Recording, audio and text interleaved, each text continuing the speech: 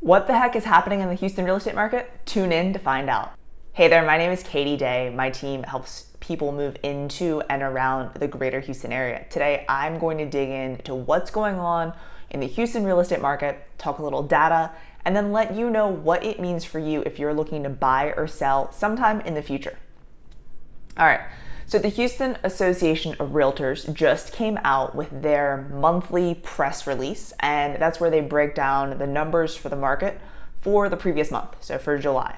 By the numbers, the Houston area home sales were down this July on a year-over-year basis, but that is because COVID-related home closing delays during the second quarter of last year finally pushed through in July as most of the lockdowns and everything was lifted. So the resulting surge of pent-up sales closed in July of last year, which made July 2020 a record-setting month that could not be rivaled even by the rapid-fire pace of today's current seller's market here in Houston. So single-family home sales were down 6.1% if you compare this July to last July. This July we had 10,159 sales versus last year when we had 10,822 sales.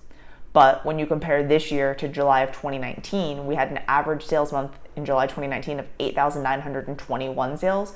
We were up 13.9% over what's considered to be normal for July. So if we calculate total sales on a year-to-date basis, we are still outpacing 2020 by 19.1%, which shows how significant buyer demand is right now. Interest rates, they've been hovering around and just below that 3% rate, and the average 30-year fixed-rate mortgage slipped back down to 2.77% for the week ending August 5th.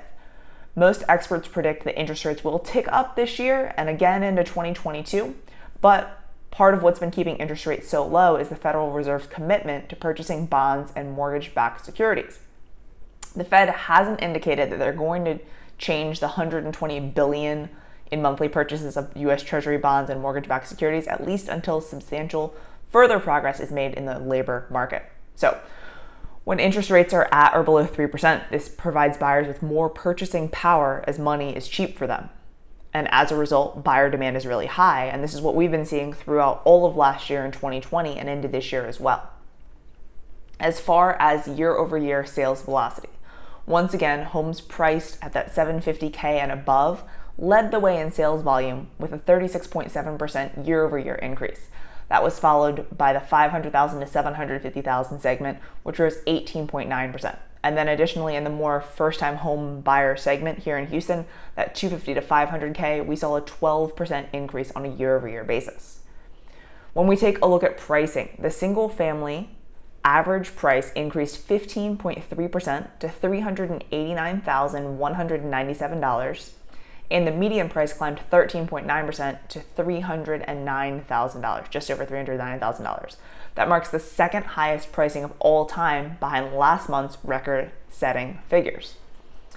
As far as the price that people are paying versus what the home is listed for, in June 2021, the closed price to the original list price ratio reached 100.3%, which is the highest ever. That means a majority of buyers paid above list price for homes on the market. This July, it was 100.2%, indicating that the high dollar buying trend continues. Keep in mind, this doesn't mean that everyone paid over list price for the property, but most people did, right? We saw some of our clients, though, lock in contracts below list price and or negotiate credits for repairs or other items. Okay, so the time that it took to sell a home fell by almost 4 weeks compared to July 2020. Days on market went from 56 days last year to 26 days this year. Inventory registered a 1.8 month supply compared to 2.9 months last year. That level is the highest of 2021, but it's below the current national average of 2.6 months that was recently reported by the National Association of Realtors. So if you are looking to purchase a home right now in a seller's market, my first advice to you would to be patient. Work with a full-time agent or a team that's going to work with you to find off-market opportunities, coming soon listings, things like that. If you haven't done so already, talk to a lender now to see what your purchasing power looks like and what kind of budget you should stick within. If you're concerned about the amount that you're going to be spending, it may make sense for you to look at homes slightly under or below your pre-approval amount. For example, if you are pre-approved for $350,000, perhaps look at homes in the $300 to $325 range so that you can possibly pay a little bit more over list price, since on average, homes sold at 100.2% of list price in July.